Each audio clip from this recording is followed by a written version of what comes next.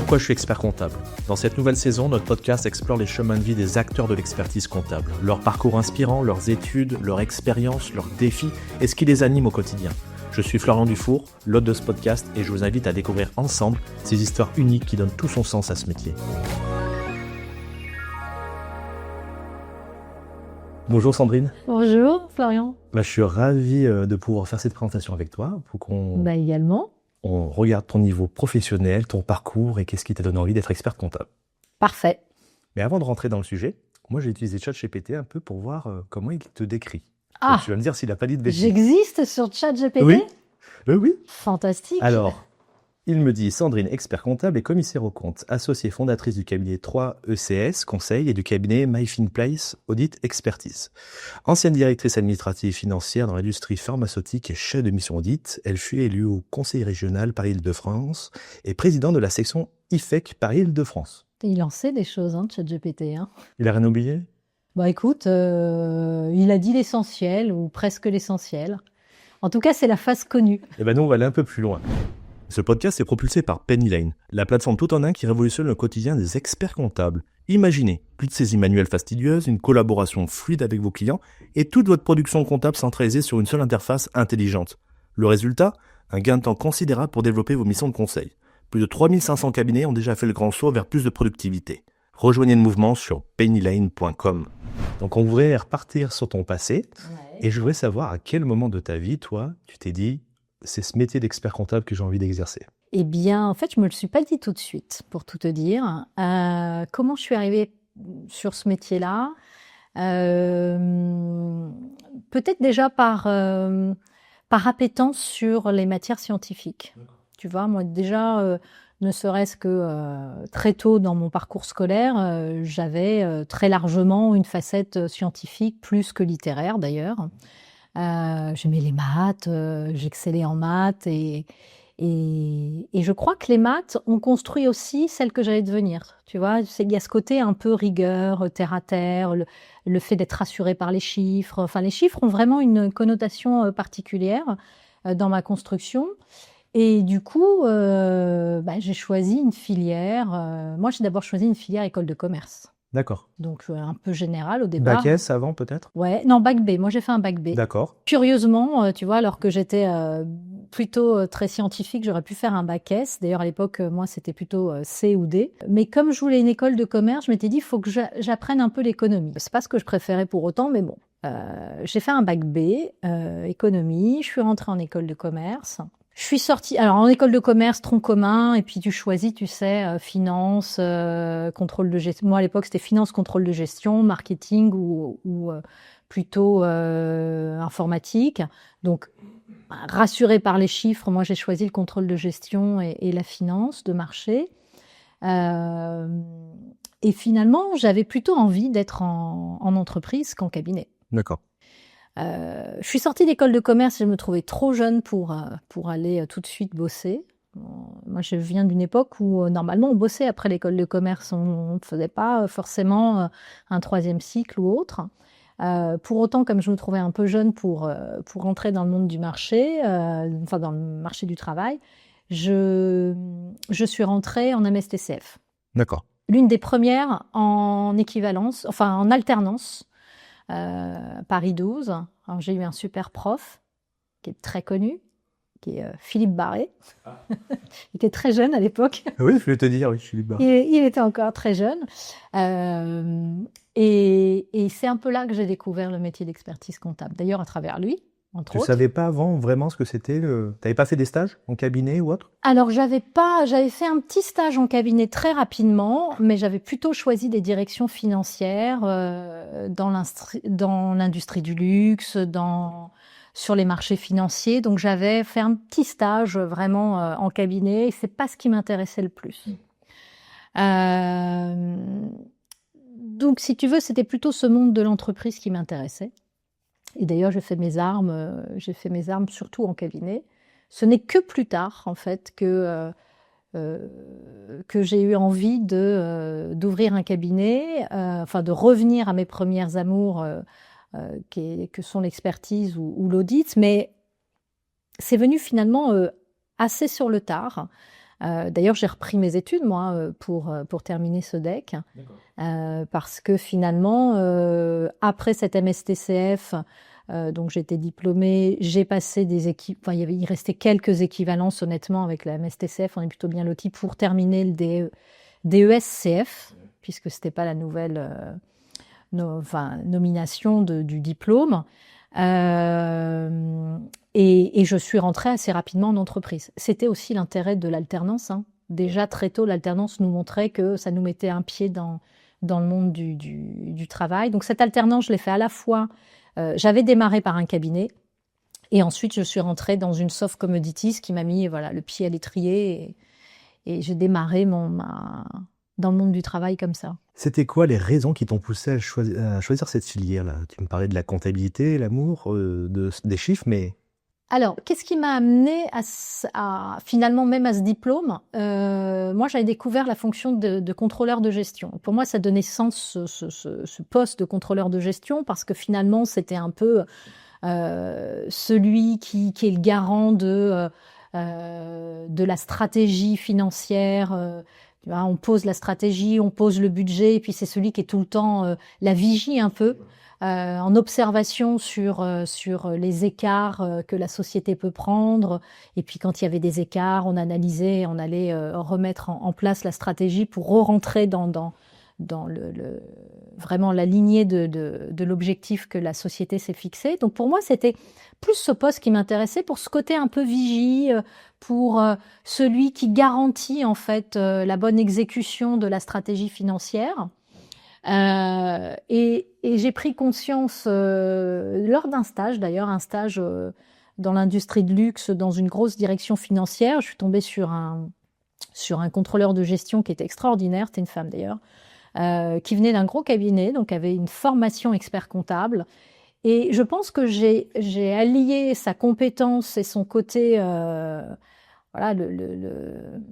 sa forte expérience, je vais vraiment lier au fait de sa formation. J'ai compris à ce moment-là que la formation qu'elle avait suivie, donc son diplôme d'expert comptable, lui avait sans doute donné les armes pour lui permettre d'être la professionnelle qu'elle était. Et je pense que c'est ça qui, même si je me prédestinais à être en entreprise, en direction financière en entreprise, je m'étais dit, si tu veux être un bon contrôleur de gestion, faut que tu maîtrises absolument la finance d'entreprise. Et qui mieux qu'un expert comptable ou le diplôme d'expert comptable pour avoir la rigueur, l'expertise, la compétence dans ce domaine-là. Donc après la MSTCF, et même parallèlement d'ailleurs, je terminais la MSTCF et en même temps je préparais les UV complémentaires pour le DESCF, je les ai passés en même temps. Après le DEC, c'est venu, je vous raconterai bien plus tard en fait, c'est venu après 15 ans d'expérience en entreprise. D'accord, donc tu es resté quand même 15 ans. Ah, je suis restée 15 ans en entreprise. Et c'était... pourquoi t'es partie du coup? Parce que tu as commencé une belle carrière alors? Ah oui, non, j'avais une belle carrière et derrière moi et devant moi, j'ai eu la chance d'avoir des postes sur des secteurs d'activité très différents. Moi, je suis rentrée d'abord dans les marchés financiers du sucre, du cacao, je suis passée au café, j'ai fait tout le petit déjeuner. Donc sur les soft commodities avec tout l'aspect financier qu'on connaît, tu sais, avec les arbitrages, etc. Je suis passée ensuite sur un secteur moins volatile que sont les SS2I, mais quand elles avaient le vent en poupe, là où on a eu les 30 glorieuses des SS2I, dans une boîte côté Euronext. Et puis ensuite, je suis arrivée dans l'industrie pharma. Donc j'ai eu des secteurs d'activité très très différents. Et à chaque fois, ma spécialité, c'était d'arriver dans des réorgs totales de services financiers. Donc où il fallait tout remonter, mettre en place les process, les guides de procédure, recruter. Souvent dans des services, dans des structures qui avaient connu des croissances importantes sans se structurer correctement. Et ça, j'adorais. J'adorais la structuration, la réorganisation, la mise en place de process et de procédures comptables, contrôle interne, etc. Très rapidement, j'ai pris à chaque fois j'ai pris des postes importants dans des COMEX. Enfin, je siégeais au COMEX de chacune de ces structures. Donc oui, une belle carrière. Il Qu'est-ce faut qui t'a dire fait changer d'avis? des beaux salaires aussi qui vont avec. Et à un moment donné, je pense qu'il y a eu un trop-plein. Je fais le tour peut-être des postes. Et puis, je pense que ma dernière expérience, c'est dans une structure, un groupe pharmaceutique français. C'était devenu très politique. Je me retrouvais pas forcément, si tu veux, dans la culture. Et moi, j'ai toujours eu besoin de me retrouver dans les cultures des entreprises. Pour moi, c'était important. Et d'ailleurs, cette expérience, elle va avoir vraiment un tournant dans ma carrière, parce que je vais même écrire mon mémoire tout en étant encore chez eux. D'accord, tu avais déjà anticipé un peu. Ouais, j'étais dans, tu vois, la fin de ma période avec eux. J'anticipais ce passage. Je voulais absolument finir le diplôme du DEC et j'avais en tête d'ouvrir mon cabinet. Et je travaille sur le mémoire et je mets en parallèle la vie en cabinet avec la vie que je connais en entreprise et tout ce qui manque à cette société, en fait, à cette entreprise dans la gestion des ressources humaines, puisque c'est sur cette thématique-là que plus tard j'écrirai mon mémoire. Je vais me servir de tout ça. Je vais me servir de tout ce qui fonctionne pas. Je le remettrai ensuite en parallèle avec ce que je vois en vie de cabinet. Donc voilà, il se passe en fait peut-être quelque chose dans cette société, c'est que je me retrouve pas au niveau des valeurs. D'abord, j'ai gagné en maturité. Gagné en maturité, je cours un peu moins derrière la carrière avec les gros postes j'ai fait le tour du poste. J'ai vu des DG et des PDG rentrer, sortir à outrance dans cette boîte. Et là, je me dis, mais j'ai pas envie d'y rester, de me perdre. Je mène des NAO où je me reconnais pas vis-à-vis des syndicats parce que je porte une parole qui ne me représente pas, si tu veux, mais l'obligation de représenter ta direction. Et je me dis que voilà, il faut que j'aille voir ailleurs. La relation que j'entretiens à ce moment-là avec le CAC de ce groupe pharmaceutique fait qu'il me dit, écoute Sandrine, je comprends pas, tu t'épanouirais en cabinet. Il me pousse un peu à peut-être les rejoindre. Et puis il me propose en fait de faire la première année de stage. D'accord, tu n'avais pas encore attaqué. Hein. Non, enfin, ouais, je dirais que vraiment le déclenchement, ça va être lui. Ça va être le moment où il vient, il me dit, mais je comprends pas que tu n'aies pas fait plus de passages en cabinet, rejoins-nous, etc. Et il me dit, écoute, moi, je peux être maître de stage. Il se trouve que moi, je me voyais pas forcément reprendre, si tu veux, les études. Je vais te dire. Tout mettre de côté. J'avais quand même un poste, un très beau poste, le salaire qui va bien. Je me voyais pas forcément remettre tout ça en cause. Et puis il me titille là-dessus. Et puis je me dis, bon, de toute façon, ça me coûte quoi finalement? J'aurais peut-être dû finir Sodec, j'aurais peut-être dû... Mais il y avait ce stage qui me posait un problème. Parce que faire ce stage quand tu es déjà en poste et sur des directions financières comme ça, c'est pas rien, en fait. Ces 3 années, c'est pas rien. Donc, il m'amadoue peut-être aussi, et en tout cas, il titille ma curiosité avec cette première année qui peut être une année où je reste en entreprise, où tu valides la première année de stage. Donc, ça part comme ça. Je m'inscris, je me dis que finalement, je perds quoi? Si je veux arrêter, j'arrête. De toute façon... Et puis, comme toujours, quand je me lance dans quelque chose, j'ai tendance tu vois, j'ai besoin de ces challenges-là. C'était un nouveau challenge, ça m'a fait du bien d'avoir un nouveau challenge. Et au bout de l'année, quand l'année se termine, je me dis, bon, allez, c'est stupide, tu t'es lancé là, faut que tu ailles au bout. T'as envie d'entreprendre depuis longtemps, qu'est-ce que tu sais faire? Bon, la finance, c'est ton domaine. Pourquoi est-ce que tu ferais pas de la finance avec une casquette d'expert comptable? Et finalement, c'était ma vision, c'était d'ouvrir un cabinet, mais d'avoir surtout des missions de stratégie financière et d'accompagnement du dirigeant, etc. Et comme j'étais en fait DAF en entreprise, je me suis dit, tu vas être DAF à ton compte, mais tu le feras avec une casquette d'expert comptable. Et c'est comme ça que je pars, en fait. Je lâche tout et je pars terminer ce stage et dans la foulée passer le DEC.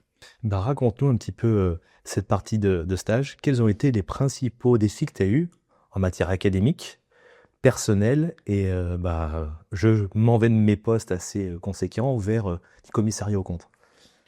Alors c'est pas simple, hein. C'est pas simple parce que quand tu décides de reprendre tes études C'est un bouleversement. après plusieurs années, d'abord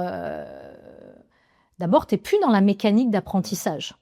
Moi je dis souvent maintenant, parce qu'après j'ai donné des cours, etc. Je dis souvent aux étudiants, allez jusqu'au bout tout de suite parce que vous êtes encore dans cette mécanique d'apprentissage où le cerveau il a l'habitude d'ingurgiter et puis donc faut réapprendre tout ça.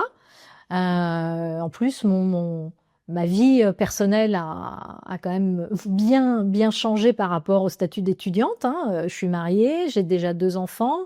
À la fin de mon stage, je me présente même au DEC enceinte quasiment de 6 mois, tu vois, ou 7 mois, je sais plus. Je crois que j'accouche très peu de temps après. Donc il y a aussi ça. Hein, Ah oui, ça fait beaucoup gérer. il y a la famille, il faut gérer. Et puis il y a ce boulot là où je me tâte à le quitter totalement, à garder un pied. Donc c'est pas simple. Donc ça c'est un défi pour moi le défi il est lié à ça, il est lié à ma position personnelle et professionnelle au moment précis où je décide de passer le DEC. Trouver le temps aussi parce que tu vois trouver le temps d'aller en cours. Donc, je m'inscris à l'ASFOREF. À l'époque, Expertise n'existe pas, c'est l'ASFOREF. Je m'inscris au cours du week-end ou de fin de journée pour pouvoir concilier ma vie professionnelle, le poste que j'ai pas encore totalement lâché et puis cette fin et puis ce désir d'aller jusqu'au DEC. Donc voilà, le défi il est surtout à ce niveau-là. L'organisation a essayé de mener de front, finalement, ton poste en tant que directeur financier, enfin de DAF dans ce labo pharmaceutique, d'essayer de reprendre des études. Et puis, on sait que le DEC est quand même un niveau d'études rigoureux, qui demande beaucoup d'investissement, etc. Et puis, ta vie professionnelle. Ça a été un réel défi. L'écriture de mémoire en sera un autre. Est-ce que c'est quelque chose que tu as discuté du coup avec ton mari, tu as pris le temps de réfléchir, c'est un bouleversement sur le côté familial ça? Ah oui, totalement. Je pense que honnêtement, sans lui, sans son appui, sans son soutien, j'y serais sans doute pas allée et j'y serais sans doute pas parvenue. Je suis persuadée que le soutien familial est très très important, surtout quand tu es comme ça sur voilà, une cellule familiale où on est parent de jeunes enfants, il faut gérer. Et même si j'ai de la chance d'avoir un mari qui a toujours participé à toutes les tâches qui incombent à un couple et aux 2 membres du couple, ouais, son soutien était très très important. Mais même dans le challenge de changer de vie, hein, parce que quand tu décides de changer, de quitter vraiment un poste avec les conditions qui étaient celles que j'avais, faut aussi que ce soit accepté par la famille, en tout cas par ton conjoint. Et là, c'était le cas. Ouais, une très grande confiance dans ce que j'avais envie de faire. Et puis, il m'a poussé, il a eu confiance, il m'a dit, vas-y, si c'est là que tu vas t'épanouir, si là tu seras heureuse, bah vas-y. Et du coup, vu que tu avais de l'expérience, tu devais sûrement avoir des stratégies ou des méthodes pour pouvoir travailler et à réussir à faire les épreuves, à t'organiser. Est-ce que tu peux nous donner des mindsets? Écoute, je sais pas si j'avais vraiment une méthode, une stratégie. Ça commence à faire un petit peu loin, donc je me souviens plus. Je sais que j'en ai quand même un peu bavé parce que je ne voulais rien lâcher. Je voulais tout mener de front. Ça, c'est un peu ma philosophie. On n'a rien sans rien. Tu t'accroches, tu mets l'énergie qu'il faut et tu lâches rien. Tu fais rien au détriment d'autre chose. Donc là, ça a été vraiment une période compliquée où j'étais encore sur le poste que j'avais, qui était un poste très très prenant. Je pense que ça fait aussi partie de mon choix de changement. Hein. Faut pas oublier que ce poste de DAF dans ce groupe pharmaceutique me prend quand même beaucoup de temps, beaucoup d'investissement. Et il y a eu à un moment donné l'idée de se dire, mais si tu passes autant de temps pour d'autres, va vers ton projet à toi et tu mettras tout ce temps. J'ai pas vu tu vois, typiquement, je crois qu'il y a eu aussi un déclenchement. Moi, mon fils, il a dit maman à la nounou. À un moment donné, tu prends conscience que t'es peut-être pas assez là. Ouais, les Et valeurs. mais voilà, ça correspondait aussi à une époque de ma vie où la carrière professionnelle était tellement importante pour moi que j'ai fait partie de ces mamans qui ont laissé très tôt leurs enfants en garde. Voilà, même si je leur accordais du temps, n'empêche j'ai manqué ce premier maman et j'ai manqué les premiers pas. Et ça a été un effet aussi déclencheur chez moi où je me suis dit, mais attends, la vie, c'est pas que le boulot. Donc, il faut que tu ailles chercher l'épanouissement. Donc, tout ça, ça a joué. Est-ce que j'avais une méthodologie ou une stratégie? D'abord, une grosse rigueur. Vraiment, essayer de me donner, de me planifier des temps de travail pour chacune de mes activités. Quand j'étais au boulot, j'étais au boulot. Quand j'étais sur mon poste, j'étais sur mon poste. Je rentrais. Voilà, mon mari m'aidait beaucoup, donc ça me permettait de me mettre tout de suite sur les révisions du deck ou sur l'écriture du mémoire. J'ai été beaucoup accompagnée aussi. J'ai découvert le premier réseau d'experts comptables et l'entraide de la famille expert comptable à ce moment-là. Ça a été aussi un gros soutien de pouvoir échanger avec d'autres qui à ce moment-là préparaient aussi leur mémoire ou préparaient également ces épreuves. De pouvoir échanger avec eux, ça a été un gros soutien aussi. Finalement, d'aller à l'ASFOREF et de rencontrer des personnes qui, comme moi, étaient des professionnels. Parce que finalement, au cours du soir, tu rencontres souvent des personnes qui sont dans le même cas. Tu ne rencontres pas forcément des étudiants, mais tu rencontres des personnes qui ont une vie professionnelle et qui se remettent ou qui poursuivent leurs études. Donc, échanger avec tous, c'était important aussi. Honnêtement, te dire que j'ai utilisé telle ou telle méthodologie, non. Je crois que surtout, je suis restée extrêmement motivée et déterminée dans mon objectif. Et c'est cette détermination qui fait que j'ai eu une force de travail très intense à ce moment-là. Je dormais très peu et je crois que ça a été un moment où j'ai appris à dormir peu. Et finalement, à essayer de caser dans ma journée absolument le temps nécessaire à chacune de mes activités. Donc, tu as fait la première année de stage dans l'entreprise. Ouais. Après, deuxième année, troisième, dans le cabinet, du coup? Alors, pas totalement dans le cabinet, parce que tu sais que il y a des dispositions pour le stage spécifiques quand tu es justement à la tête d'une direction financière. Donc, j'ai bénéficié de ces aménagements pour pouvoir ne pas quitter totalement mon poste. Pour quelles raisons? Déjà, pour des raisons purement financières. J'ai eu l'intention de quitter totalement mon poste et d'essayer de prendre un stage en cabinet. Mais évidemment, mon niveau de salaire, c'était acceptable pour personne. Bien sûr. Donc, j'ai pu profiter des aménagements prévus dans ce cadre bien précis où tu peux faire ton stage. Donc, c'est la même durée, mais voilà, tu dois démontrer un certain nombre d'heures qui sont pas exactement les mêmes qu'un stagiaire plus classique. Donc, moi, j'ai bénéficié de ça. C'est pas sans mal, parce que ça veut dire que tu gardes ton poste quasi à temps plein. Tu poses des vacances pour faire les saisons en cabinet. T'es jamais en vacances, mais c'est pas grave, ça fait partie du truc. Tu passes aussi tes week-ends en cabinet. Voilà, il faut rattraper, si tu veux, ce temps que tu dois au stage pour faire un stage en bonne et due forme. Donc c'est comme ça que j'ai mené les 2 autres années de stage. Et à la fin de ces 2 autres années, ils étaient au courant quand même, ton entreprise? Ouais, ils avaient bien compris que je faisais ça. L'objectif, c'était quoi? Ils se doutaient que tu allais partir ou c'est bon, elle veut se former un peu plus pour que ce soit positif pour nous? Écoute, ils se doutaient que je faisais quand même ça pour un autre projet. Ça, ils l'ont compris. Ils ont plus ou moins joué le jeu. Plus ou moins, je dis. Ah oui. Mais voilà, écoute, les choses étaient... dès lors où j'ai eu le deck, il fallait que je parte et je suis partie très vite après. Parlons du mémoire. Alors, est-ce que tu peux me donner le titre de ton mémoire? Alors, mon mémoire, c'était guide méthodologique, alors que si je ne me trompe pas sur le titre, c'était guide méthodologique pour attirer, fidéliser et motiver le capital humain dans les cabinets de moins de 10 collaborateurs. Donc, c'était pas une thématique technique. Ça, c'était un vrai souhait de ne pas faire de la technique. En tout cas, j'avais envie de m'amuser aussi sur le mémoire et sur le sujet. Moi, j'étais DAF, si tu veux, en entreprise. Donc, j'avais aussi ce côté ressources humaines.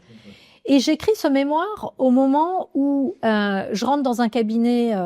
Donc, tu comprends que pendant cette période, je suis à la fois en entreprise, à la tête d'une direction administrative et financière. Donc, il y a aussi l'aspect ressources humaines. Je suis en plein dans les débats de NAO parce qu'on restructurait le groupe. Et je me rends bien compte que le respect du capital humain n'est pas là. On a une nouvelle direction qui vient que pour restructurer en licenciant. Enfin bon, il se passe quelque chose dans cette boîte qui me rappelle que le capital humain est un capital immatériel très très important dans n'importe quelle structure. Parallèlement, je suis dans un cabinet et je vois bien que le management humain, ce qu'on connaît en entreprise, les procédures qu'on met en place en entreprise, rien de tout ça n'existe. Je suis dans un petit cabinet. Je me dis, mais il y a un vrai parallèle. Il y a des choses qui peuvent être mises en place même dans des cabinets de petite taille. La seule chose, c'est de choisir les bons outils. Et finalement, je me retrouve dans ce qui était un peu mon job, si tu veux, mettre en place des procédures, des outils. Et puis, je le dirige plus sur le capital humain. Donc, je fais un vrai parallèle entre ce que je vis en entreprise et ce que je vis aussi au cabinet. Sur ces 2 années de stage hyper intenses au final. Et je décide d'écrire là-dessus. Alors, je ne te raconte pas ce que j'entends à ce moment-là, hein, parce qu'on me dit oui, mais enfin, les experts comptables n'aiment pas qu'on leur donne des leçons. Vous allez arriver toute jeune, là, toute jeunette. Pourtant, je ne sais pas si jeunette que ça, hein, mais vous arrivez en donnant des leçons, des outils, etc. Les experts comptables vont pas apprécier. Vous allez vous planter. Faites comme tout le monde, prenez une thématique technique, faites des recherches, apprenez-nous quelque chose et puis ce sera bon. Et puis je m'entête dans ce sujet-là. Il y a quelques personnes néanmoins qui me disent « mais vas-y, ça va faire du bien, on a besoin d'être bougé là-dessus, on sait très bien qu'on n'est pas bon manager, bon, vas-y ». Donc je suis pris entre, tu vois, les avis très négatifs en me disant « tu vas te planter » et d'autres « vas-y, on en a besoin, c'est pas mal ». À l'époque, il n'y avait pas eu encore trop de mémoire sur ces sujets-là. Après, il y a eu pléthore, hein, mais là, je suis arrivée un peu avant, justement, la folie des thématiques managériales. Donc, je m'entête et puis je reste là-dessus. Je présente un plan, une première notice, et puis elle est acceptée tout de suite. Donc, j'ai mon 4-1 tout de suite, donc c'est plutôt bien. Ça me permet de rester dans le sujet, tu vois, et de me dire, bah voilà, mon idée était peut-être pas si mal. Et puis, je me mets à écrire. Honnêtement, je sais pas comment j'ai trouvé le temps, comment j'ai trouvé la force, parce que franchement, je me revois des nuits entières à écrire. Franchement, à dire à mon mari dès le samedi matin, il faut que tu t'en ailles avec les enfants, il faut que j'écrive toute la journée. À partir, retrouver d'autres qui écrivaient comme moi et puis d'essayer de créer une émulation pour... j'ai eu aussi de l'aide, mais alors moi j'avais mes copines de mémoire, je crois que si je peux les citer, Agathe Lefebvre et Hélène Mariotti qui est en Corse. Elles venaient, elles avaient un petit peu d'avance sur moi, elles avaient préparé... la session juste avant moi, donc elles m'ont beaucoup aidée. Agathe, elle a pu, chaque page que j'écrivais, elle me l'a corrigée. Mais quelle chance d'avoir des personnes comme ça autour de soi qui m'ont beaucoup apporté. Et puis je découvre quelques personnalités aussi de la profession à ce moment-là qui m'ont apporté beaucoup de soutien. Alors, je sais pas si tu n'as peut-être pas connu Patchouli à une époque, c'était un réseau social, tu as connu? Alors moi, quand j'étais mémorialiste, j'échangeais beaucoup sur le réseau.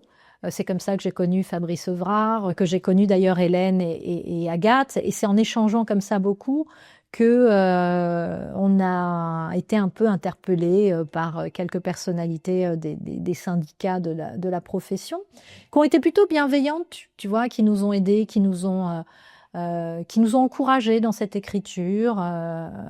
Dans le challenge d'avoir comme ça, une vie de famille et en même temps un poste et en même temps de se relancer dans ce challenge d'écrire ce mémoire et de le présenter. Donc voilà, écoute, je m'entête sur cette idée, j'y vais, soutenue par plein de personnes, ça m'encourage et sans doute que ça m'aide à trouver la force et le temps de cette écriture. et puis le mémoire est envoyé. Alors mon mémoire, il avait une forme un peu particulière. Alors aujourd'hui, ça va paraître totalement has-been, mais en fait, j'envoie parce qu'il fallait que la forme ce soit de toute façon un rapport avec annexe, etc. Mais surtout, je colle devant un CD et mon mémoire, c'est un site internet. Oh, c'est novateur quand même pour l'époque. Ah ben, à l'époque, Ah ouais? c'était étonnant. Donc, mon mémoire, j'explique que c'est un site internet qui est un vrai guide méthodologique pour manager les ressources humaines. Donc, je crée un site internet avec les connaissances qui étaient les miennes.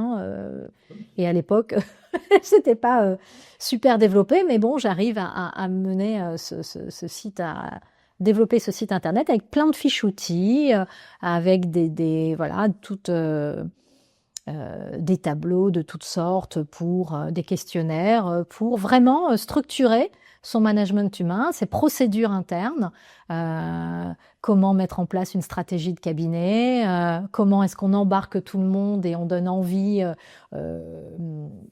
d'adhérer, d'être impliqué dans la culture cabinet, voilà, tout.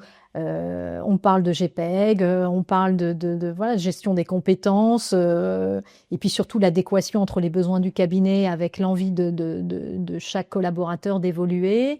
Je parle déjà des mises à disposition enfin, en tout cas, je lance l'idée de cet inter-échange, en fait, de collaborateurs. Alors, je te raconte pas ce que ça donnait à l'époque, hein, mais Et du coup, la soutenance, comment ça s'est passé?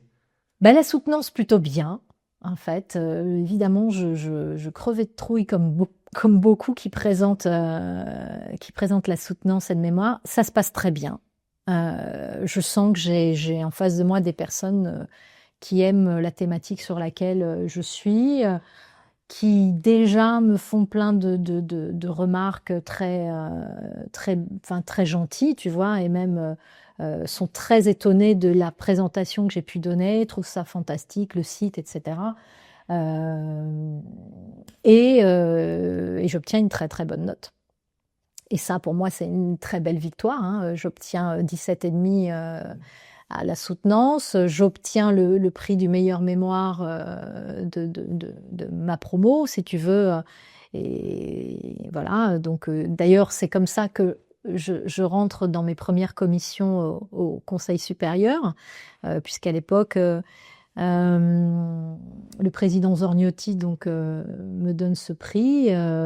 Donc, du coup, on me demande de rentrer dans les commissions management des cabinets.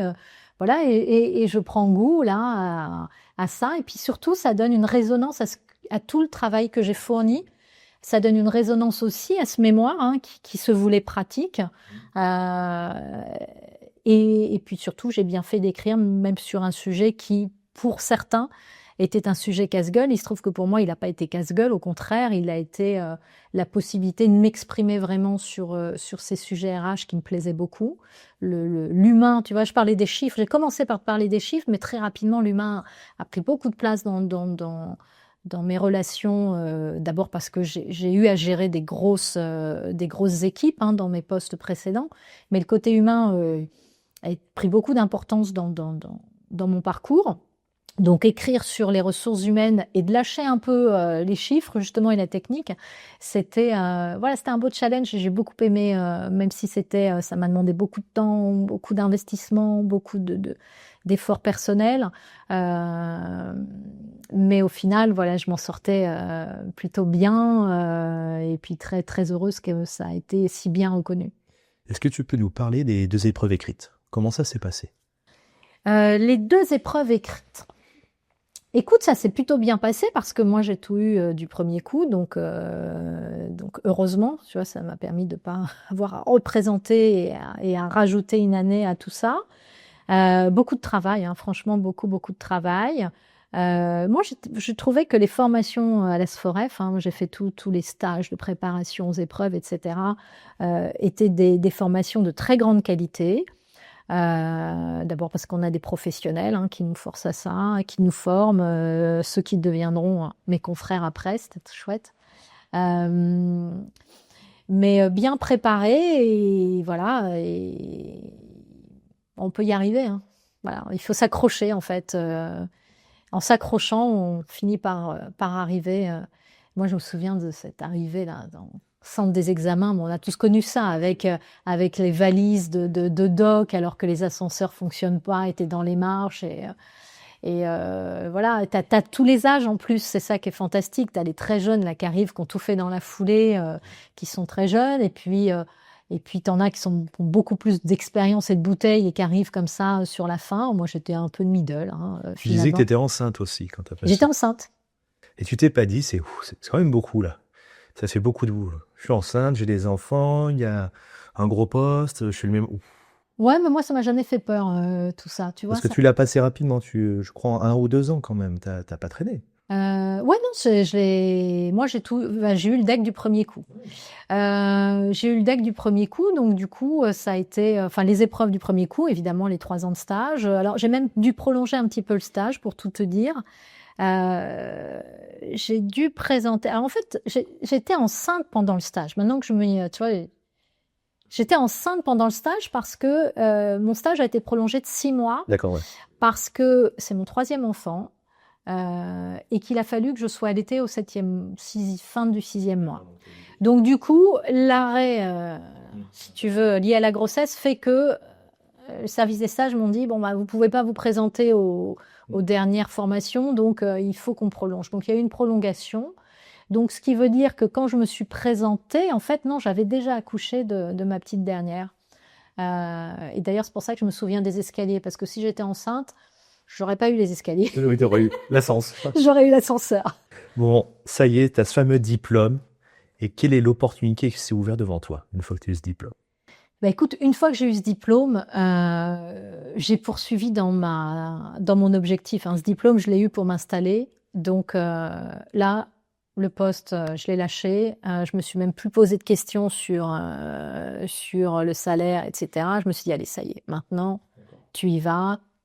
J'ai négocié ma rupture conventionnelle pour pouvoir sortir. Comme tu le disais, de toute façon, il l'avait compris. Donc, on a fini par se mettre d'accord. Je suis sortie. J'ai ouvert mon cabinet ex nihilo. Bon, là, une petite crainte quand même, parce que encore une fois, je quitte une situation très confortable et puis je vais un peu vers l'inconnu. Ma crainte, c'est pas de trouver, enfin la crainte de tout le monde, j'en parle avec les jeunes qui s'installent encore aujourd'hui, la crainte c'est toujours de se dire mais comment je vais trouver mes premiers clients? Bon là je comprends qu'il faut rapidement se faire connaître dans son écosystème déjà géographique, sa ville, sa commune, son département, près des institutionnels. On me dit fais des cours, c'est pas mal aussi, un peu de formation. Bon, je vais tout faire. Je vais tout faire. Je vais animer des ateliers pour entrepreneurs, je vais faire un peu de formation pour m'assurer un peu de chiffre d'affaires. Je suis très présente au niveau de la ville, là, on a la chance d'avoir ici à Courbevoie vraiment un pôle économique très dynamique, donc je m'investis beaucoup. J'offre des formations pour les dirigeants sur les statuts, sur la création, sur les business plans. Je m'intéresse déjà pas mal aux startups à ce moment-là. Donc, tu vois, je me mets dans les jurys, je me rapproche de la CCI. Voilà, j'essaie vraiment de multiplier le réseau, de créer du réseau. Pour être visible en fait, pour faire connaître le cabinet, pour montrer ce que je suis capable d'apporter aussi. Et puis de fil en aiguille, les choses se font en fait. Tu fais entrer ton premier client, ton deuxième client, eux-mêmes t'en amènent d'autres. Et puis je suis rassurée par cet aspect-là. Voilà, c'est une autre dimension parce que je découvre l'aspect commercial aussi. Parce que t'étais cantonné en fait dans la grande entreprise, un service quoi. T'es quand même dans un service, même si et puis surtout tu t'appuies sur des équipes. Moi j'avais des grosses équipes, donc tu t'appuies sur elles. Là tu t'es toute seule. Et de repartir à zéro, ça t'a pas fait un bouleversement? Ouais, non, ça m'a fait très peur. Je sais pas si c'est à refaire, si je le ferais, mais ça change toutes tes méthodes de travail que tu as appris en fait. Absolument tout. Et puis c'est pas du tout le même métier quoi qu'on en dise, parce que là il faut apprendre à te vendre différemment, à vendre un service, à vendre une fonction, à vendre. faut aller chercher du client. Voilà, c'est quelque chose, une démarche commerciale. Alors là, à ce moment-là, je demande aussi, puisque j'étais en commission management des cabinets, et je fais un lien vraiment entre le management du cabinet et le marketing. Ouais. Ça, c'est ta partie marketing. Je sais que tu es un expert en la matière. Je rentre dans la commission marketing avec Marie-Dominique Cavalli à l'époque. Et puis là, j'apprends aussi. Tu vois, j'apprends beaucoup des autres, là, de tous ceux qui sont là. Moi, ça m'intéresse d'être dans cette commission pour l'aspect un peu comment je mets en avant par le marketing l'aspect stratégie pour le lien avec le management de cabinet. Et finalement, d'être dans cette commission m'aide aussi à apprendre à mieux me vendre. Et tu vois, je m'enrichis en fait de ceux qui m'entourent. Mais c'est un vrai autre challenge que de s'installer. Alors, je te dis pas que j'ai pas eu peur. Alors, il faut dire non. Néanmoins qu'en France, on a la chance aussi, et je le dis encore à tous les entrepreneurs qui font ce choix-là, quand tu décides de te reconvertir, parce que finalement, moi, c'était aussi une reconversion. Je quitte un poste, même si je reste dans le domaine financier. Je quitte le statut de salarié pour passer à celui d'entrepreneur. Alors, l'entrepreneuriat, c'est quelque chose de... Il y a un gène familial quand même chez moi. Donc, je vis fille d'entrepreneur, donc je pense que je l'avais maturé depuis un moment. Je savais que j'avais envie de m'installer. Comment, à quel moment je l'aurais fait, etc. Je pense que moi, j'avais besoin que ça mature et c'est arrivé voilà, au moment où d'ailleurs, le passage du DEC répondait à ce projet entrepreneurial. Mais néanmoins, voilà, c'est une reconversion. Tu quittes le statut de salarié, tu deviens entrepreneur, avec toutes les casquettes que l'entrepreneur doit avoir. Et puis, il faut que tu les prennes, ces casquettes. Et puis, tu as décidé de ça, il faut que ça marche. Voilà. Donc, je me donne tous les moyens pour que ça marche. Est-ce que tu t'es pas aussi posé la question à un moment de l'association, peut-être, pour te sentir épaulé? Je me suis posé la question. Et puis, j'avais envie d'avoir un cabinet moderne dans ses process, dans ses outils, aussi dans ses missions. Et puis je pense que j'avais pas trouvé, peut-être que si j'avais rencontré des personnes avec lesquelles par la suite je me suis associée par exemple, les choses auraient pu se faire. Mais à ce moment-là, tu sais, la vie elle est faite aussi en fonction des opportunités, des rencontres que tu peux avoir. À ce moment-là, je rencontre pas et puis je pense que j'ai envie à ce moment-là, tu sais, le trop plein de responsabilités que j'ai eu, j'ai envie de cette liberté d'être seule. C'est un sentiment qui est très nouveau pour moi que de me dire, en fait, je suis maître de moi-même. Et on se rend compte qu'en entreprise, même avec des postes à haute responsabilité, tu as toujours tu vois, t'as toujours une dépendance, tu as toujours une espèce de lien de subordination qui est faussement caché par tes responsabilités, mais qui est toujours là, une pression. Et là, la pression, elle s'envole. Alors, c'est une autre pression, parce que la pression que je vis à ce moment-là, c'est de me dire, est-ce que je vais être capable, en fait, de développer ce cabinet Est-ce que je vais y arriver? Parce qu'aujourd'hui, je le fais pas en étant étudiant, je le fais en étant mère de famille, je laisse une très bonne place. Bon. Mais comme je le disais, on est quand même en France avec un dispositif d'aide à la création d'entreprises. Et quand on monte son cabinet, on est des entrepreneurs et on dispose aussi de ce bagage d'aide à la création. Donc, je quitte avec une rupture conventionnelle. J'ai quand même l'assurance d'avoir des allocations de retour à l'emploi dont je bénéficie pendant la création du cabinet. Mine de rien, ça te laisse quand même si c'est pas le salaire que j'avais, mais mine de rien, ça te laisse une certaine... ça t'enlève une certaine charge mentale en te disant, voilà, t'es quand même tranquille pendant au moins un an pour essayer de développer. Voilà. Et c'est ce que je m'étais dit. Je m'étais dit, maintenant, tu tentes. Pendant un an, tu dois arriver à tel niveau. Je me suis posé des objectifs, en fait, à atteindre. Et j'ai fait tout ce qu'il fallait pour les atteindre. Donc, j'ai essayé de multiplier les rencontres. J'ai essayé de multiplier les prises de relations, de tisser un réseau. Il y a des réseaux que j'ai laissés, tu vois. Moi, par exemple, le BNI, c'est quelque chose qui m'a jamais... Je sais que certains ont trouvé vraiment un intérêt à le faire. Moi, j'ai pas accroché, j'ai pas aimé le modèle. Enfin, voilà. Après, chacun il trouve son intérêt. Moi, j'ai vraiment travaillé un réseau, puis peu à peu, finalement, tu fais entrer de la clientèle qui viennent chez toi pour ce que tu as su mettre en avant.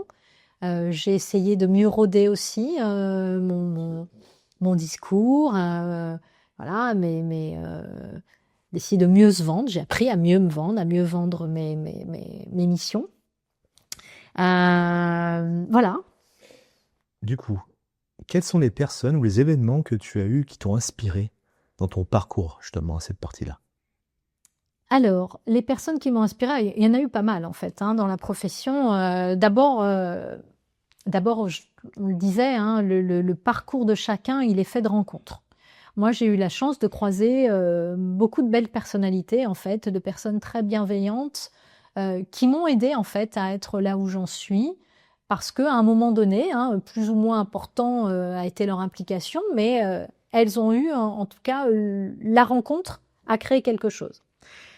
Alors, elles sont nombreuses. Tu vois, je t'expliquais que pendant l'écriture du mémoire, par exemple, y a cette belle rencontre avec Hélène et avec Agathe qui m'ont vraiment aidée. On s'est stimulées les unes les autres. Pendant qu'on s'écrivait là sur Patchouli, on est repéré par Françoise Savès. Alors, à l'époque, moi, je suis loin de savoir qu'il y a 2 syndicats, etc. Donc, on est en dehors de tout ça. Mais je rencontre Françoise, très bienveillante, qui nous encourage, qui nous dit allez les filles, vous allez y arriver. Ces petits mots comme ça qui sont importants. Françoise va nous suivre, elle va suivre chacune de nous d'ailleurs, et puis elle publiera nos mémoires. Tu vois, le mémoire va être publié par des petits fascicules. Florent Burtin qui a été le premier à lire ma notice et à me donner son avis dessus. Bon, il y a quelques points où j'ai bien fait de pas le suivre au final, mais voilà, beaucoup de bienveillance. Je rencontre Philippe Bonin, et alors c'est lui qui va me mettre le pied dans la politique professionnelle. Honnêtement, au moment où tu t'installes, t'es loin de ces sujets-là, et pourtant il m'intéresse. Enfin, il attire en tout cas mon intérêt sur ces sujets politiques parce que, en fait, je connais des difficultés à mon installation.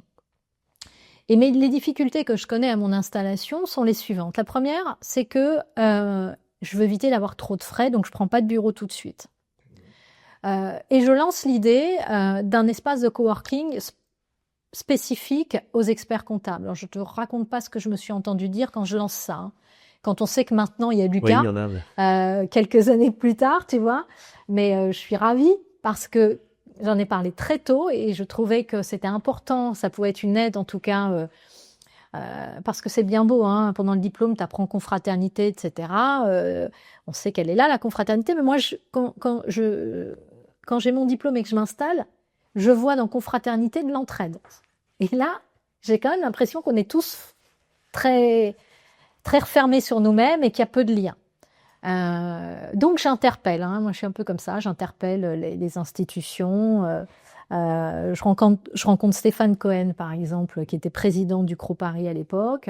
Je lui dis voilà, bon, qu'on soit pas un peu plus aidé pour les bureaux, parce que moi je m'installe, je suis une femme, je suis à la Défense, je rencontre mes clients dans le bas d'un hôtel. Je trouve pas ça terrible. Je trouve qu'en termes d'image, c'est pas top. Donc j'expose ces problématiques de bureau, j'expose ces problématiques d'outils aussi. Tu choisis un outil de production, on te facture de la formation, etc. Je dis mais je comprends pas pourquoi on pourrait pas faire de la formation à plusieurs. Tu sais, je prends mon outil d'ailleurs, c'était un des points. Je choisis mon outil. Alors après. Je te passe le détail pour le choix de l'outil, mais choisis mon outil, je dis, je suis désolée, moi, payer des journées à 2000 balles, ça me fait beaucoup trop cher. En même temps, je veux me former. Si je vous trouve plusieurs personnes, est-ce qu'on peut partager ces formations? Parce qu'après tout, si vous venez qu'on est 3, je paye aussi 2000 balles. Donc, est-ce que on est 3 de cabinets différents? Au départ, les sociétés me disent, mais non, c'est pas pareil. Je dis, mais pourtant, c'est pareil, vous vous déplacez qu'une fois. Et je me souviens qu'à l'époque, j'échange ce sujet avec le président du CRO Paris qui me dit « Non, mais t'as raison, En fait, ce qui posait un problème aux boîtes d'édition, c'était de se dire, oui, mais où on vient? Et puis, comme on n'avait pas de bureau les uns les autres, tu vois, on ne pouvait pas les recevoir, donc c'était compliqué.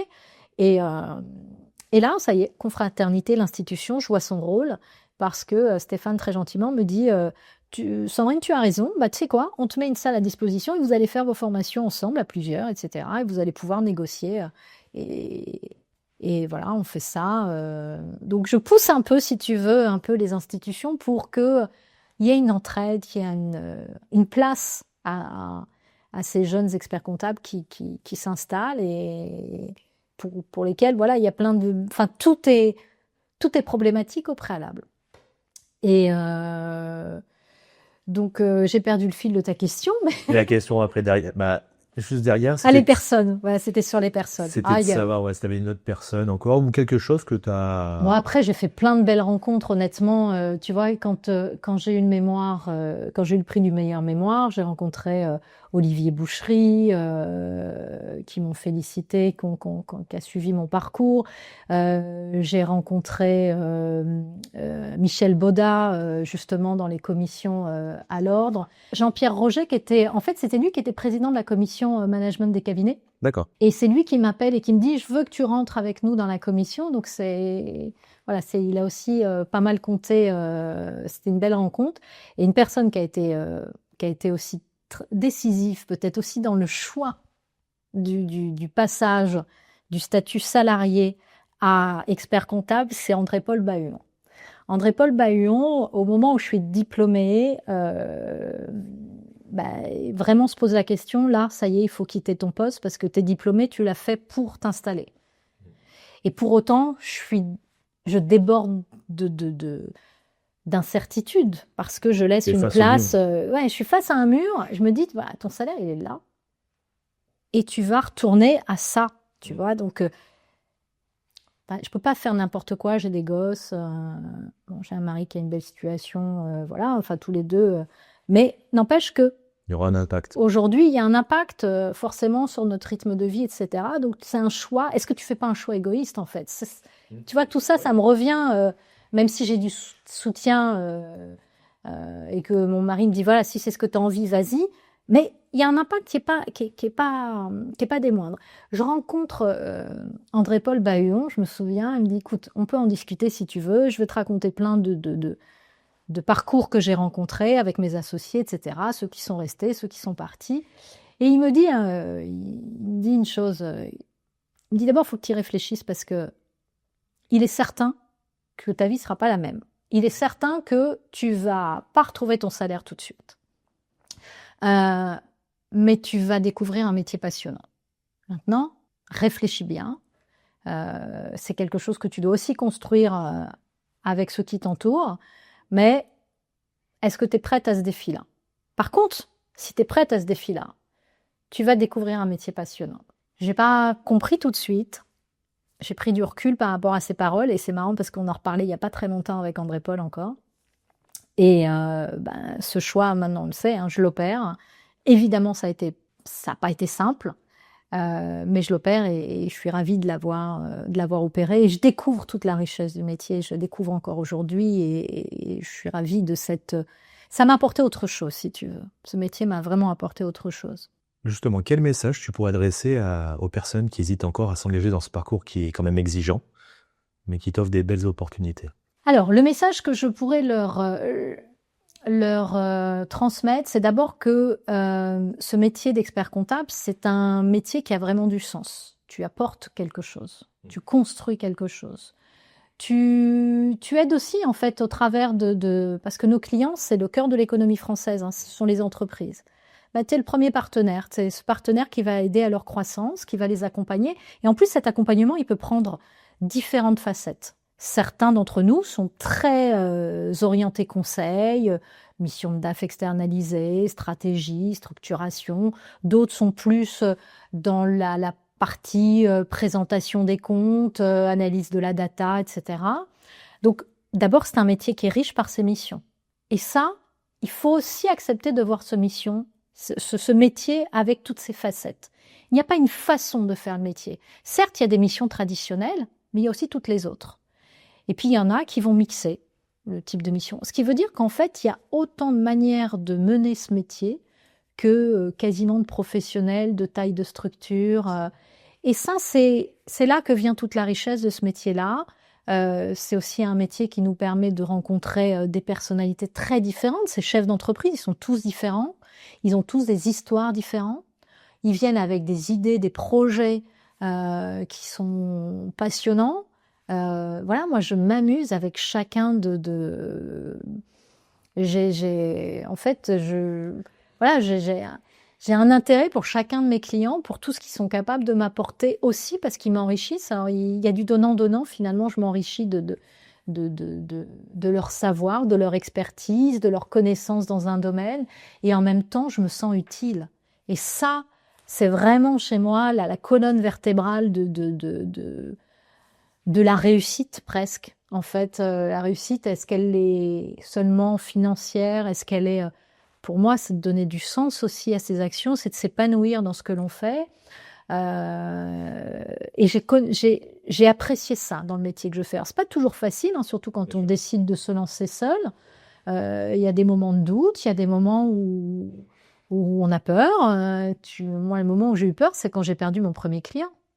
Tu vois, Comment tu réagis? Merde, je perds un client, faut que je retrouve. Et puis pourquoi je l'ai perdu? Il y a des moments de doute, etc. Et puis après, avec l'expérience et la maturité, tu finis par dire mais c'est normal.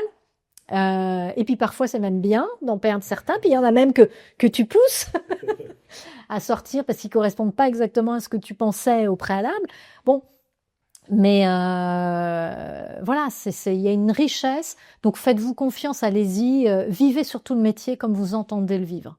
Ne vous laissez pas dicter la façon de travailler par des dictats professionnels ou par des visions quelles qu'elles soient. Vivez le métier comme vous avez envie de le vivre. Et d'ailleurs, ça nous enrichira tous que vous puissiez le vivre comme vous avez envie de le vivre. D'abord parce que ça casse l'image stéréotype de l'expert comptable. On a toujours dit l'image, faut la casser. Et puis finalement, avec du recul, on a toujours la même image. Donc, vivez le métier, puisqu'on est tous les meilleurs ambassadeurs de ce métier-là. Et la manière dont on le voit, la manière dont on l'exerce, ne fait que l'enrichir. Donc, allez-y et vivez pleinement ce métier comme vous avez et comme vous souhaitez le vivre. Tu as bien raison. Et du coup, maintenant, je voudrais voir, toi, sur la partie présent, en tant qu'experte comptable, à quel moment tu t'es dit, tiens, j'ai réussi professionnellement, je suis fier de moi quand même? Alors, je ne sais pas si je me le dis. Ou une petite anecdote que tu aurais vécue, tu dis, ah, oui, c'est vrai, ça, c'est pas mal. En fait, c'est compliqué cette question, parce que d'abord, je ne sais pas si je me le dis. Moi, je suis plutôt très exigeante vis-à-vis de moi-même. Quand en regardant le rétroviseur, là, justement, tu as réussi à voir le d'abord, terrain, j'essaie de pas trop regarder dans le rétroviseur. Moi, je suis quelqu'un qui me projette. Donc, tu vois, je regarde toujours droit devant.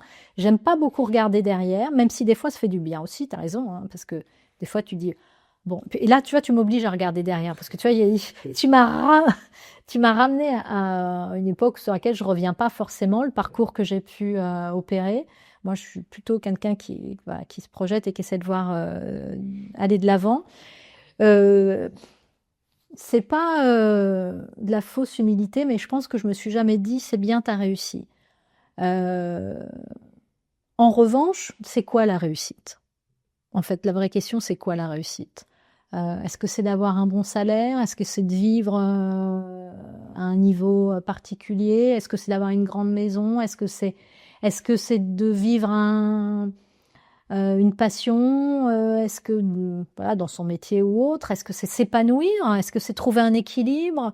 C'est quoi finalement la réussite? Et là, j'allais te poser la question autrement. Est-ce que tu es contente de ta reconversion? Oui, je suis contente de ma reconversion. Oui, je suis satisfaite d'avoir relevé ce challenge-là. Certes, c'est un métier qui demande beaucoup, d'investissement, surtout quand on entreprend seul. Alors, bon, après, je me suis associée sur une autre structure, mais ça m'a demandé beaucoup d'investissement, mais j'aime ce que je fais. J'aime ce que je fais, je me sens épanouie dans ce que je fais. D'abord parce que j'ai l'impression de vivre 10 ou 20 vies à la fois ou 100 vies à la fois. Je donne du sens à mes actions et ça, c'est important. Je transmets. J'aime beaucoup ça aussi. Donc, bah oui, je pense que finalement, j'ai réussi. Ah, tu vois. Tu vois? Tu m'amènes à me le dire. J'ai une question. Est-ce que tu travailles moins ou autant que quand tu étais dans la grande entreprise? Autant, voire plus en réalité. Mais c'est différent. Tu apprécies plus, il y a un sens. La charge mentale n'est pas la même. Tu sais, ça a été un point dans les toutes premières années de mon installation. Je me disais, tu vois, le lundi, quand j'allais au bureau, je me disais, waouh, je vais au bureau. Là où, en tant que salarié, même si j'avais des missions intéressantes et un poste très, très enrichissant, il y a eu des moments où je me disais, merde, il faut retourner bosser. Et ça, c'est vraiment des remarques que je me suis faites plein de fois où je me disais, ou après des vacances, me dire, bon, je retourne au bureau et finalement, j'étais presque contente d'y aller. Alors, c'est pas que je suis une folle du boulot, hein. Oui, mais C'est juste que j'appréciais, en fait, de retrouver le contact avec les équipes, le contact avec... Et puis, quelque part, le cabinet, c'était mon bébé, c'était mon projet, tu vois. Et donc, non, j'apprécie et je suis très heureuse d'avoir fait ce changement-là. Et je remercie tous ceux qui m'ont accompagnée, tous ceux qui, de près ou de loin, ont participé en tout cas à ce changement-là et m'ont aidé en tout cas à passer ce cap. Parce que oui, il y a encore beaucoup de choses à faire. J'ai encore plein de projets, mais non, je suis contente de l'avoir fait. Comment tu t'organises au quotidien pour gérer ta carrière? Alors, comment je m'organise? Moi, j'ai pas une journée qui ressemble à une autre, je pense. Alors, je t'expliquais ça quand tu y es arrivé, parce que là, on est à Courbevoie, on est dans un quartier, dans une ville dans laquelle je suis adjointe au maire, et moi, j'ai une délégation qui est une délégation territoriale. Donc, en fait, je suis adjointe au maire du quartier dans lequel j'ai mis mon cabinet. Donc, déjà, dans mon organisation et dans ma journée, j'ai un petit temps pour cette délégation-là, puisque j'ai voulu m'engager aussi dans la politique de cette ville, de cette commune. Donc, le fait d'avoir mis mon cabinet à l'endroit même où j'ai ma fonction d'élu, ça veut dire qu'entre le chemin de mon domicile au bureau, je suis dans ma délègue. Ça me permet de faire mon petit tour de quartier, d'échanger avec les habitants, de voir 2-3 points, d'arriver au bureau ici, d'appeler 2-3 services. Et puis ensuite, alors j'essaie d'arriver plutôt tôt, j'essaie d'être la première au bureau, dans la mesure du possible. Ce qui me permet ensuite de regarder un petit peu les rendez-vous prévus dans la journée, de répondre aux premiers mails, d'accueillir les équipes quand elles arrivent, de faire des points avec elles. Au bureau, je suis vraiment surtout sur du relationnel dossier, client. Les équipes gèrent tous les dossiers clients, et puis il y a certains points, c'est l'avantage du petit cabinet ou le désavantage, mais moi j'aime ça et j'ai souhaité garder cette taille de cabinet aussi pour ça. C'est ce relationnel que tu as avec tes clients. Tu en as moins que dans des structures plus importantes, donc tu les connais tous. Ils restent aussi tous un peu pour toi. Et alors c'est marrant, tu me demandais tout à l'heure une anecdote de réussite. Ça me ramène à ça en fait, ce qu'on est en train de dire là. J'ai une de mes clientes, une des premières d'ailleurs, qui est rentrée. C'est amusant d'ailleurs l'histoire que j'ai avec elle. Alors elle, pour la petite anecdote, je sais pas ce qui s'est passé avec elle, mais on se rencontre dans un salon où je représente justement l'ordre. Tu sais, les salons où... Je crois que c'était le salon des entrepreneurs, et puis l'ordre avait un stand, et puis on était plusieurs à tenir des postes, et puis les entrepreneurs viennent nous voir et nous demandent des conseils.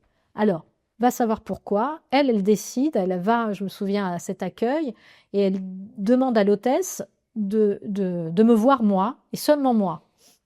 C'est amusant. Et elle vient me voir et elle m'explique ça. Elle me dit, non, j'ai demandé que ce soit vous et que vous. C'est bizarre, hein, tu vois, tu as choisi comme ça, sur la tête.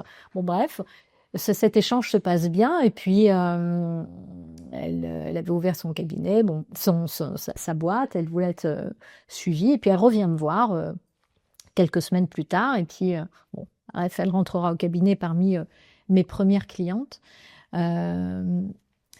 Entre-temps, elle a tout connu, parce qu'elle a connu le moment où j'étais toute seule. où je m'occupais seule de mes clients. Elle a connu le moment où il y a eu les premiers collaborateurs, et puis il y en a eu un peu plus. Et puis chaque collaborateur s'est spécialisé, donc elle n'avait pas le même collaborateur pour la partie sociale, pour la partie suivi, tu vois, analyse des contrôles de gestion ou la partie purement expertise.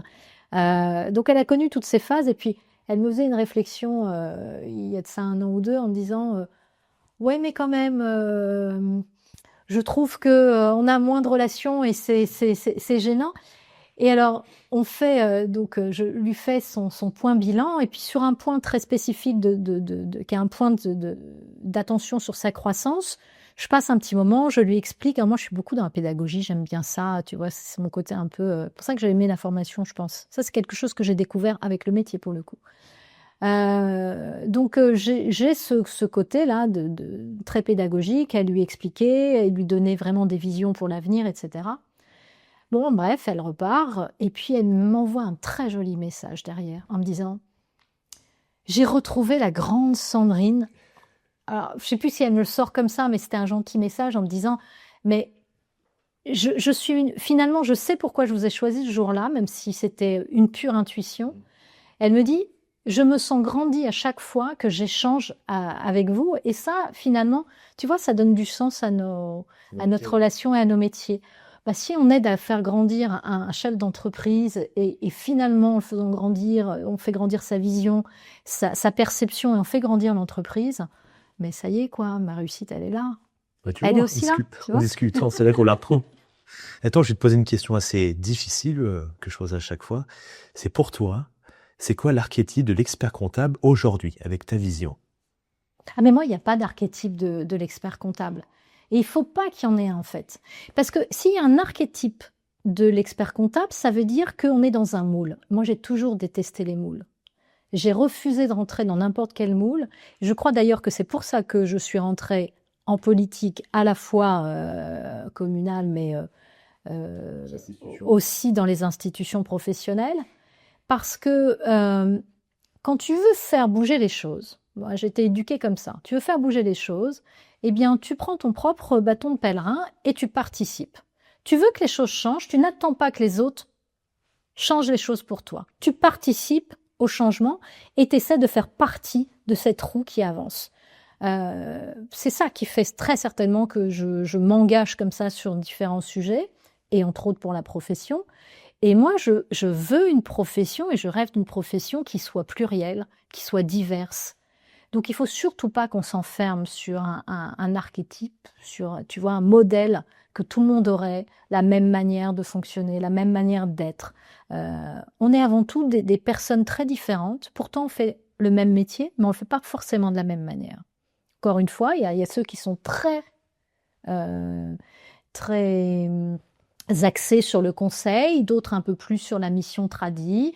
En plus, il y a au-delà au-delà du choix que tu fais d'exercice, il y a aussi le monde qui bouge. On n'a pas parlé de toute cette avancée technologique qui fait bouger et avancer le monde, et forcément ça fait bouger et avancer notre métier. Il y a cette concurrence qui arrive et qui est là, et avec laquelle il faut faire. Donc il faut trouver sa place, et il faut qu'on sache occuper plusieurs terrains à la fois. Et pour occuper plusieurs terrains à la fois, ça veut dire qu'il faut qu'on soit une profession unie déjà, et qu'on accepte qu'il y ait des tailles de cabinets différentes, qu'il y ait des visions du métier qui soient différentes. Et moi, je prône ce côté pluriel. Moi, j'aurais détesté qu'on me dise « ton métier, tu dois le faire comme ça et seulement comme ça ». D'abord parce que je m'amuserais beaucoup moins, parce que toute la diversité que l'on a dans notre activité, je l'aurais moins. Et puis, il faut accepter qu'on n'ait pas tous les mêmes envies, les mêmes visions, les mêmes expertises. Est-ce que tu vois qu'on a des briques communes? Les briques communes, c'est déjà notre capacité à accompagner un client, à faire vivre de la data, à l'animer et à lui donner du sens. À lui donner du sens à des personnes qui parfois ne la comprennent pas, ne savent pas la lire. Donc on est aussi des traducteurs de cette data-là. Et ça, il faut que cette analyse, elle soit vraiment au service de la conduite d'entreprise. Tu vois, quelque part dans mon parcours, si j'ai voulu être contrôleur de gestion au préalable, j'ai commencé en tant que contrôleur de gestion, ma carrière, c'était justement pour permettre à un chef d'entreprise de faire parler ses chiffres, et je n'ai jamais voulu faire ce que j'appelais de la comptabilité passive. J'ai toujours voulu être dans de la comptabilité réactive. Et de la comptabilité vivante et réactive, pour moi, c'était le contrôleur de gestion. J'ai appris plus tard, en fait, qu'un expert comptable, il faisait pas de la comptabilité passive. Et peut-être que ce qui m'avait fait tourner le dos au cabinet, c'était de penser qu'il était sur de la donnée statique, de la donnée qui ne servait à rien. Pourquoi ? Parce que mes premières expériences en cabinet, c'était quoi ? C'était des cabinets un peu tradis, où on sortait un bilan finalement mars, avril. Tu vois, tu n'apportes pas grand-chose à ton chef d'entreprise quand tu lui sors un bilan 4 mois après. Il n'y a pas de réaction. Et puis, elle est où sa démarche pour améliorer son chiffre quand il est déjà sorti ? Donc, cette comptabilité-là, passive, ne m'intéressait pas. Heureusement, finalement, que cette trajectoire m'a permis de voir que non, l'expert comptable, il est ce contrôleur de gestion, il est ce DAF, il peut être tout ça. En tout cas, il peut être tout ça. Il peut être même plus que ça. Aujourd'hui, tu es expert comptable et tu peux faire du coaching dirigeant parce que certains ont l'appétence à ça, parce que leur relationnel est très poussé, parce qu'ils aiment la stratégie d'entreprise et qui sont capables de coacher les dirigeants. Voilà, il faut, à travers les chiffres ou pas d'ailleurs. Donc, surtout pas de moule. Surtout pas de moule. Alors, personne ne voit le signe là que je fais, mais surtout pas de moule parce que ce serait dommage. Ce serait dommage. C'est ce qu'on retiendra. Donc maintenant, on va partir. Il me reste 2 petites questions sur ton futur professionnel. Quels sont, excuse-moi, tes projets pour cette année 2025 ? Alors, mes projets sur cette année 2025. Déjà, je vais me reconcentrer parce que tu sais que l'année 2024 a été pour moi un peu chargée en politique professionnelle. Mais du coup, je vais pouvoir là me reconcentrer sur la vie de cabinet. L'idée, c'est vraiment de développer les 2 cabinets, 3ECS et MyFinPlace. L'idée cette année, c'est de développer ce 2e cabinet, puisqu'on l'a créé avec mes associés en 2024. C'est un modèle un peu particulier, donc l'idée, c'est vraiment de continuer à le développer, de poursuivre et vraiment à renforcer ce développement, parce que je pense que ce cabinet, je l'ai voulu un peu pour la profession. Donc j'espère on arrivera à lui donner tout le sens que je voulais lui donner, à savoir justement la diversité des missions. C'est un modèle qui s'appuie sur l'écosystème des cabinets. C'est-à-dire que c'est un cercle vertueux où on va chercher de la mission, on la propose à tous les cabinets, selon leurs appétences, leurs spécialités, etc. On essaie en fait de sauvegarder des missions qui aujourd'hui sont prises par des cabinets de conseil. Et les cabinets de conseil qui ont tendance à nous, finalement, à prendre un marché du conseil sur lequel on devrait, nous, cabinets, se placer et sur lequel on est parfois trop peu à se placer.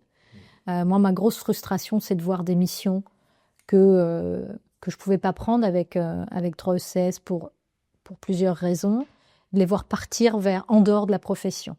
Donc, ce nouveau cabinet-là, il a un business model un peu particulier, mais qui permet justement de capter ces missions et de les redistribuer au cabinet pour que sur ces missions de conseil financier, les cabinets puissent y aller. Maintenant, où tu te vois dans 10 ans ? Ouais, c'est compliqué ça, où je me vois dans 10 ans. Écoute, j'espère me voir toujours, en tout cas toujours active, toujours dynamique et pouvoir vivre mes X vies là, parce que j'ai besoin de ça et que ça donne aussi du sens à mes actions. D'abord, j'espère avoir pu bien développer ces 2 cabinets. Peut-être même que dans 10 ans, j'espère être même dans de la transmission, si tu veux, d'abord d'avoir renforcé les équipes, de les avoir consolidées, être peut-être dans la transmission de cette expérience que j'ai eue. Peut-être aussi revenir à la formation. Tu vois, c'est amusant parce que j'ai commencé un peu par ça, un peu de façon alimentaire, et j'y ai pris goût. Et j'aime le fait tu vois, ce passage de relais, de partager. Moi, j'ai des enfants qui ont décidé de pas aller du tout vers l'expertise. Mais néanmoins, voilà, j'ai des équipes qui se renforcent. J'ai des associés, donc voilà, j'espère qu'on aura réussi, en tout cas avec le deuxième cabinet, j'espère qu'on aura réussi à atteindre nos objectifs parce que ce sera un beau challenge. Au-delà du cabinet même, c'est un beau challenge aussi pour la profession d'accaparer vraiment le marché du conseil et d'être vraiment placé comme premier acteur du marché du conseil financier. Voilà, que te dire de plus